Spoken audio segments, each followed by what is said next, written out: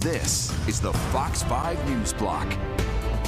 Major breaking news amid a global economic meltdown. President Trump temporarily pausing tariffs for most nations, except China. And Wall Street reacting in a positive way. And the search is on for survivors in the Dominican Republic after a deadly roof collapse at a popular nightclub. The Dominican community in New York mourning the loss of both a famous musician and a former MLB star.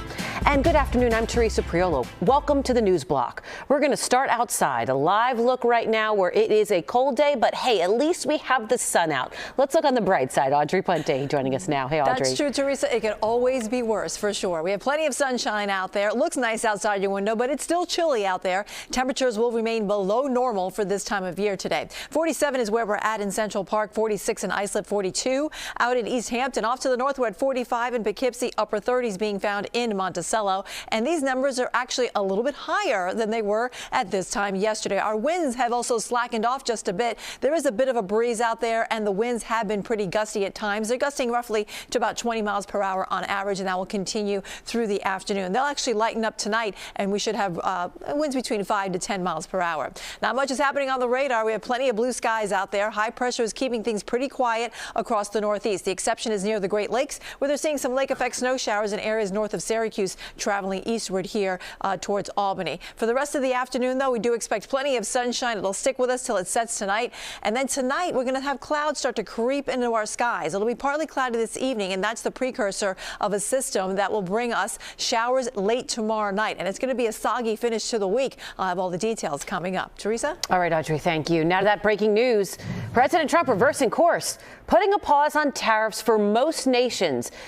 It has been a roller coaster day on Wall Street, putting it lightly. Stocks are now rebounding.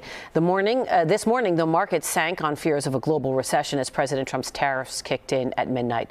Let's bring in Sharon Crowley. She is in our newsroom with the latest. Is your neck hurting from the whiplash that we have experienced? You know, I have my eye on the big board right now. We're up 6% in the green, Teresa. President Trump now putting a pause on the tariffs for 90 days for most countries except China. He raised the tax rate on Chinese imports to 125%.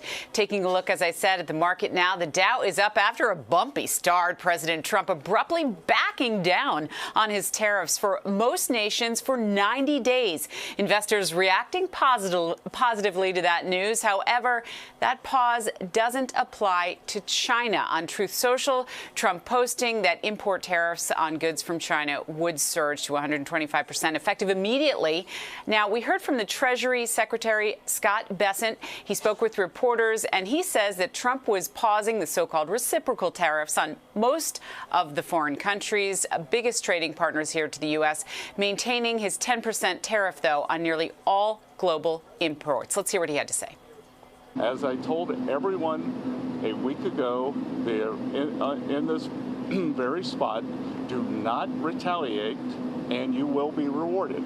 So every country in the world who wants to come and negotiate, we are willing to hear you. We're going to go down to a 10% baseline tariff for them, and China will be raised to 125 due to their insistence on escalation. So this volatility all coming as Americans have been seeing their 401ks dwindle, alarms setting in, fears of a recession. The Treasury Secretary, though, telling reporters at the White House, as you saw just a short time ago, that the tumult in the market came because investors didn't understand Trump's tariff strategy. So, Teresa, take a deep breath. Take a deep breath. We still got a little bit before close, though, Sharon, so we'll keep an eye on that That's big right. board. Thank you. All right, breaking news now on Trump deportations. Federal judges in New York and Texas issuing orders to block the government from moving 5 Venezuelans out of country. The judges say the men must be able to fight the government's attempt to remove them. The men were identified as belonging to the Trinidad Arguera gang, but their lawyers dispute that claim. 3 of the suspects are being detained in a facility in Texas, while 2 more of them are being held in Orange County, New York. Developing at this hour, there's a 5 p.m. deadline today for the Trump administration to provide evidence justifying why Mahmoud Khalil should be deported from the country. An immigration judge ruling on the order yesterday saying if evidence doesn't support deportation, she might rule on Friday to release him from the Louisiana detention facility where he has been held since his March 8th arrest by federal immigration authorities. The feds say Khalil led activities aligned with Hamas and poses a risk to foreign policy. In the Dominican Republic, crews are still searching for potential survivors after a roof collapsed at an iconic nightclub in Santo Domingo. At least 124 people are now reported dead, including merengue icon Ruby Perez and former Mets pitcher Octavio Dotel. Officials say hundreds of others are hurt. The Dominican community in Washington Heights mourning Ruby Perez. She recently visited a restaurant in Inwood called La Nueva España, where he performed. We thought like he was very humble when he said, I don't want to leave. He says, I wish I can stay so I can spend more time. But I don't know if maybe he was expecting that it was going to be like something big, like a big space. And when he saw like the little space, he was like, I feel like home. That's like the things that I remember. Well, it's still unclear how or why that roof collapsed. One adult and one child recovering from their injuries after a school bus crash in Flatbush, Brooklyn this morning.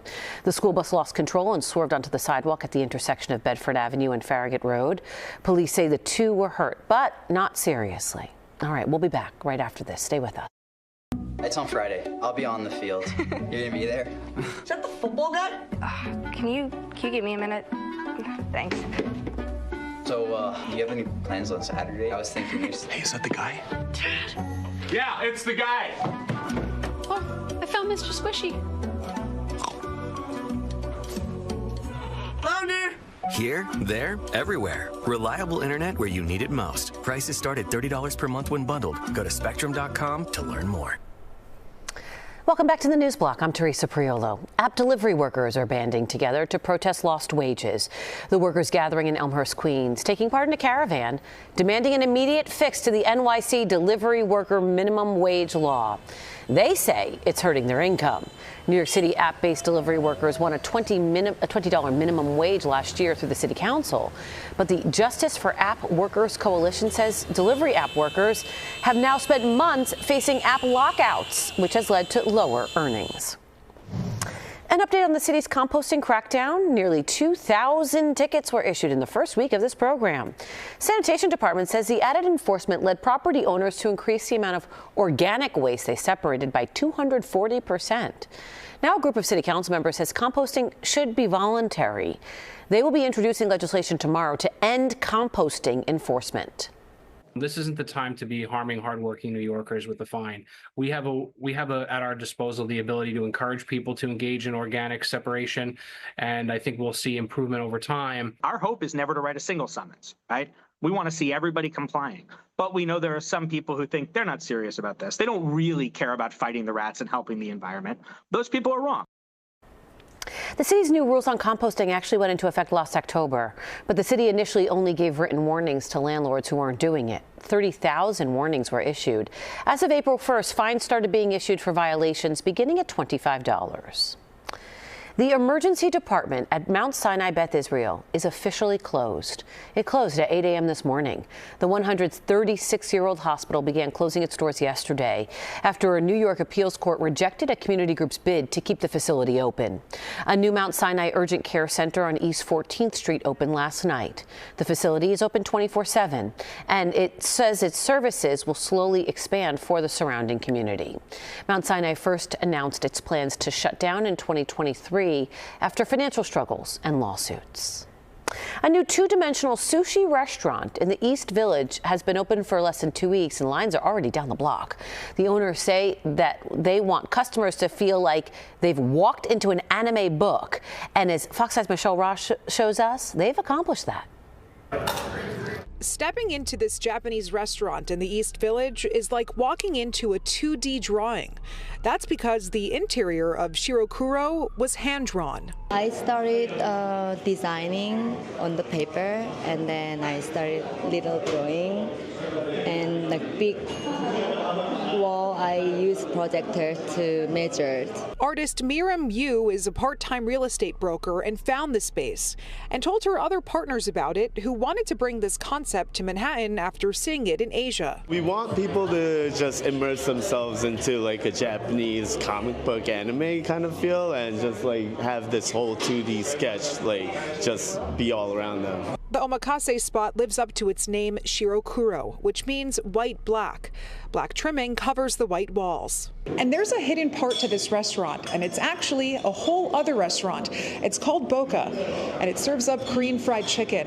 The owners here at Shirokuro owned it on St. Mark's Place for 15 years and brought it to this location here. Shirokuro has been open for less than 2 weeks, but it's already gone viral on social media. Actually, my girlfriend found it when we were looking for things to do, and the place looks so interesting. I mean, only black and white, and I like Japanese food, so we decided spur of the moment to come over. And hoping to keep the hype going, the owners are already looking at a second location. In the East Village, Michelle Ross, Fox 5 News. What a cool idea. All right, let's take a live look outside now. It is still kind of cool outside, but at least we have that sun. If we can hold on to that, then man, oh man, we will be good. But you were saying, I guess it's all going to change again, Audrey. Yes, and we are going to see more clouds and rain, but temperatures will actually rise up the thermometer, so we kind of have to have a balancing act here. High pressure is in control. That's bringing us dry weather for today across the tri-state area. And as it edges out to the east, our next focus will be on this system approaching in from the west. This one's going to bring us our next chance of precipitation. But in the meantime, we're in this cool pocket of air, and that's why temperatures are below normal across the Great Lakes right here into the northeast. But the rest of the nation is faring better than us. We have very mild weather across the midsection of the nation, and this is all pushing eastward. So gradually, we're going to see our high temperatures get higher and higher each day until we get into the beginning of next week, where it will definitely feel more spring-like across the region. So look at the futurecast shows that we're staying dry for the rest of the day, and tonight we'll start to see some clouds begin to move in here from the west. Tomorrow we'll wake up with some clouds across the region. I think the rain should hold off for most of the area until the evening, but out to the west we could get a few showers in the Poconos and maybe up to the northwest around Sullivan and Ulster counties too. But here we go. About 5 or 6 o'clock, the rain starts to push into the region here, so it could be a slick morning commute for many tomorrow night, and then we'll have on and off rain throughout the overnight hours. Friday, we'll have an area of low pressure coming in from the south, and that's going to bring us a soaking rain to finish the week, and that will be the wettest day for the next several, too. We're looking at a high of 52 tomorrow. We'll be in the 50s again on Friday. Passover begins on Saturday night, and we're unsettled for the weekend, but Sunday evening will begin to dry out, and next week looks great. We're starting it off with 68 on Monday and 70 on Tuesday. Definitely more spring-like, Teresa. I've never looked forward to a Monday more. Yes. Audrey, thank you.